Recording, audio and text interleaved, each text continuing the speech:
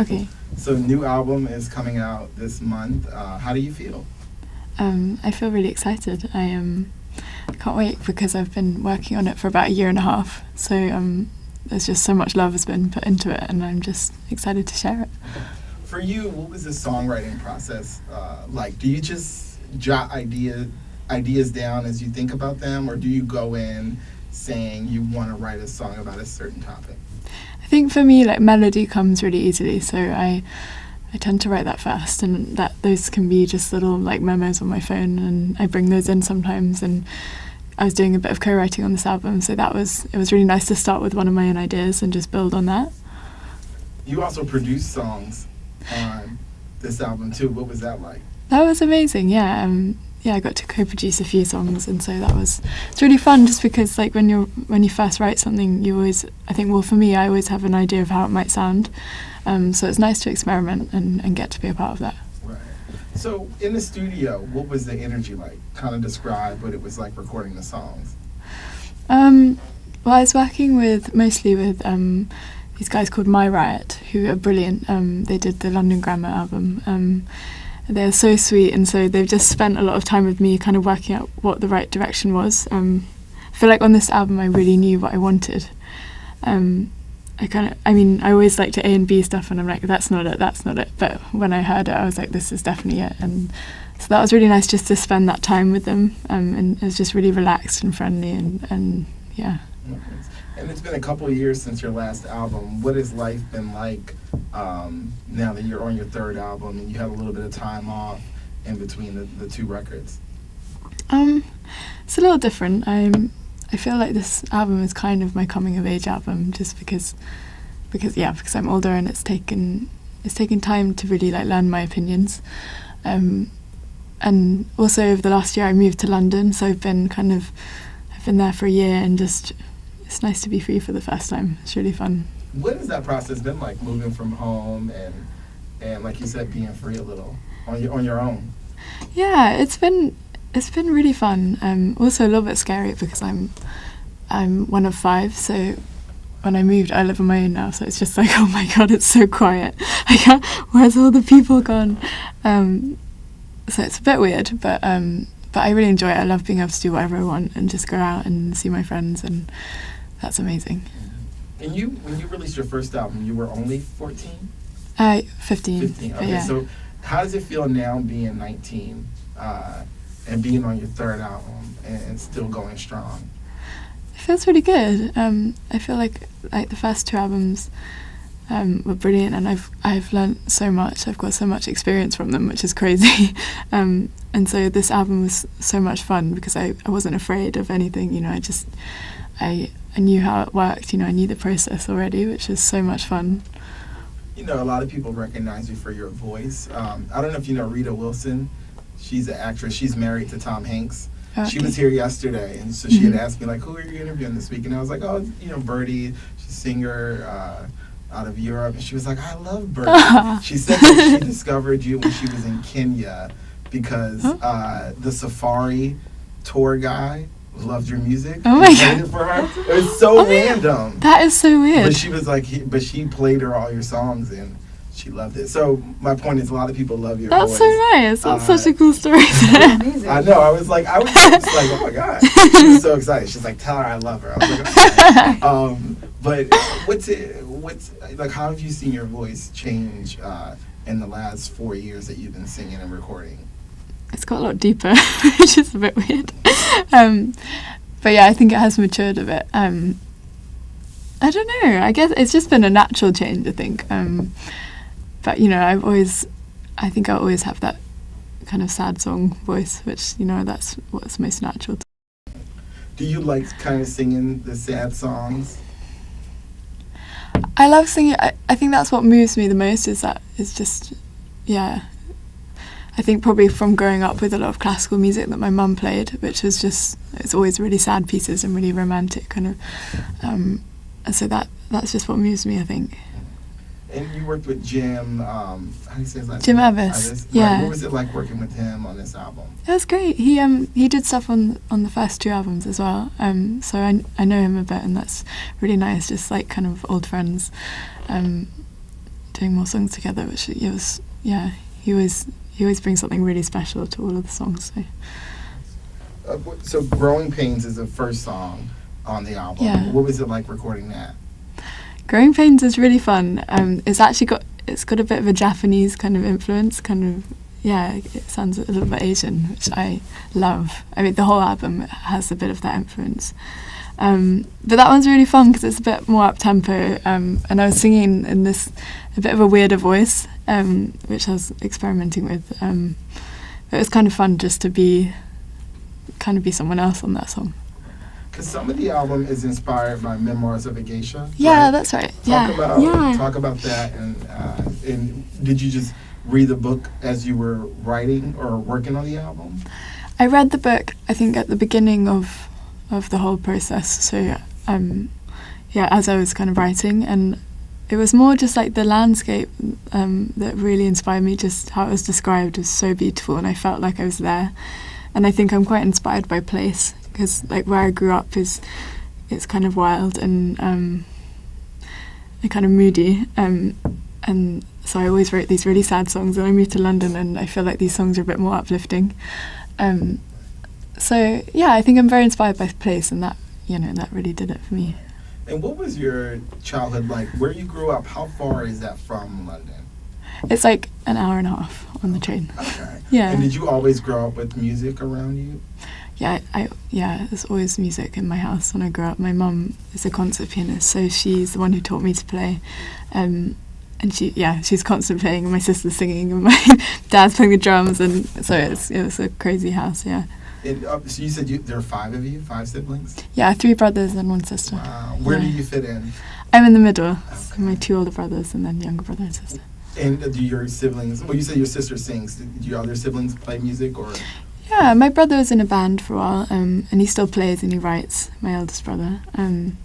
My sister's like more kind of musical theatre. She's got more of a Beyonce voice, which is pretty cool. She's like a real diva. It's really good. But yeah, we're all kind of artistic. Nice. I was listening to the album yesterday and today. I really like Wild Horses too. Thank you. What was it like recording that song? That one, for me, I guess singing that one it's a lot more powerful than some of the other songs on the album. So that was really important to get all the emotion in there, and for it to really hit people. I wanted people to hear it and feel emotional. And yeah, that song, means a lot. It's very moving for me.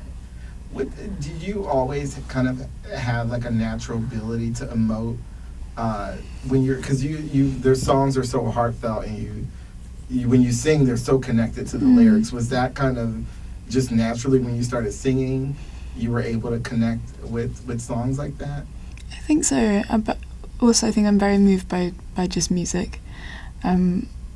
And so probably when I was quite young, that's what really got me, was the music, and that's why my voice kind of was more emotive when I was younger. I think when I probably understood the words I wanted to write a bit more, it transferred to that. But yeah. Because even so many of your cover songs sound like original songs. I remember I was telling Alana, I think maybe Young Blood, which I love. I thought it was your song. Oh, really? We just had this conversation. That's so funny. Yesterday. Like Young Blood. I love it. And Yeah, people like that one. Who's the band? Which band is it that has the original? Naked and Famous. Right. And when I heard their version, I was like, oh, they covered Birdy. And I was like, oh, look, there's another version. So what has that been like? Because I think that's an amazing thing, because sometimes people That's cover really something. nice. Obviously, Thank you you. don't want to change the song too much. You want to respect the original work, but you want to add your own flavor to it. And what's that been like for you? That's really fun. I learnt a lot from other people's writing, I think, doing all those covers. But yeah, doing it, I wanted to respect the original and do something completely different. And yeah, just kind of make it my own. But yeah, those songs are so beautiful already. It was nice to kind of just do some piano ballads of them, and find my own way with them. Right. And does this album kind of feel like a liberation for you? Kind of like a spread your wings moment? Yeah, I think it does a little. Just because I really knew what I wanted, and I kind of learnt who I was on this album a bit more. I think just from growing up a bit, you kind of learn your opinions. Yeah.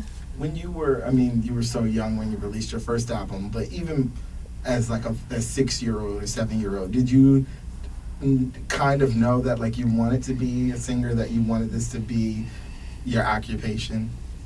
I guess so. I mean, I never really thought I want to be a singer because I didn't think it was really possible. It's like, no way, that's what other people do. I can't do that. But I always wanted to do music. I couldn't imagine a life without music. But I always thought I'd like be a writer or something like that, like something else creative. But it wasn't until it actually happened, and I was just like, okay, I'll go with this. I'll see what happens. And I'm still doing it, so that's pretty good. And who have been some of the people that have been like influential to you musically, growing up and even now?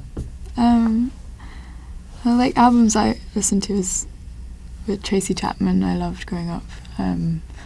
My dad would play all the Beatles and George Michael. I listened to a lot of Avril Lavigne growing up, so that must have influenced me in some way.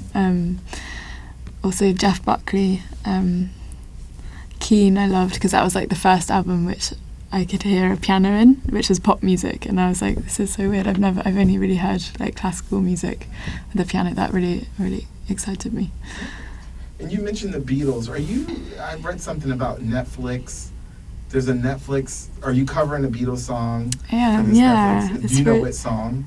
It's for I've actually forgotten. I think it's called I've actually forgotten which one. It was so long ago. I just saw like a Billboard article when I googled your name, and I was like, wait. Okay. I can't think of the name of the song. Like now you've asked me, it's like so far from my mind. Sorry. I can sing it. My life, man. Well, you can even just say, anyway. What was it like covering a Beatles song for this Netflix series? It was amazing. Just to be a part of that, because I don't think it's never happened before. Using their music has never happened on anything before, so it's really exciting to get to be a part of it and sing one of their songs. It's such an honor. So yeah. And for you, what's the live shows like when you're performing in front of a stage and being able to share some of your songs with the audience? I love performing live. I love being able to connect with people, and like when people know the words to the songs, that's like the most amazing feeling. But also it's quite scary for me because I don't really like talking. So like in between songs I'm just like, oh my god. But when I'm singing, that I feel like in my own world, and that's, I love it.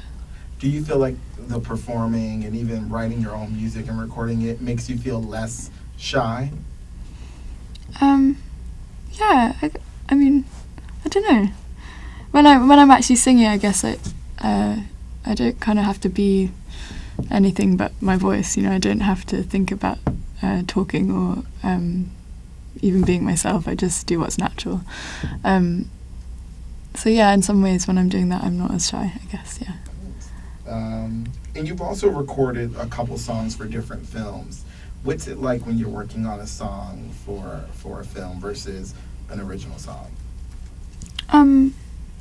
It's amazing. I love music for films. I love doing that. It's so much fun. And I wrote some songs for The Fault in Our Stars, which were inspired by the book. Just from reading it, I was so moved by the story. And so I wrote a few songs. And one called Not About Angels, which is really sad. And yeah, it's amazing. I love cinematic music, and it's so exciting. Do you, sometimes we see singers who sing, they kind of get dubbed as like sad singers, and then you meet them and they're like, I'm not sad all the time. Sam Smith says that all the time. He's like, look, I know I'm a little melancholy, but I'm not like sitting at home crying every day. It's like, it's just the kind of songs I like to sing and the kind of emotion behind it. Have you ever thought about that? Because some of your songs are sad, and you really do know how to emote and kind of bring that feeling out of people. Have you thought about that a little at all? A little bit. I've been asked that a few times, like, am I really sad? No, I'm a pretty happy person. I hope. But everybody gets sad, and I think I just draw from those times when I'm singing and use them. But no, I'm pretty happy. Right.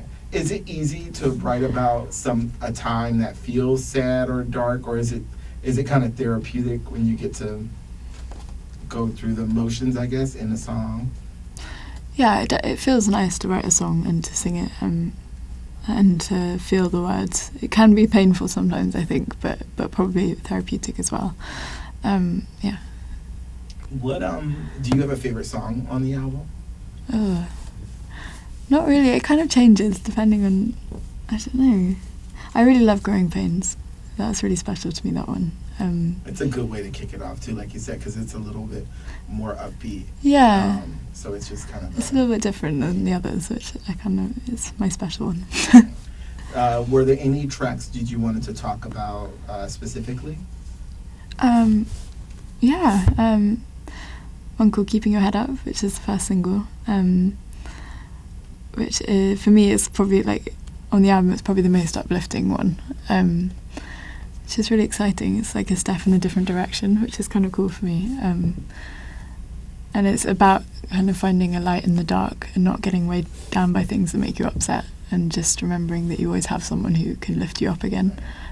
So it's special to me. Any other songs you wanted to talk about? Do you know the second single? Second single is Wild Horses. Gonna be Wild Horses, okay. Yeah. We talked about that. Was there anything else?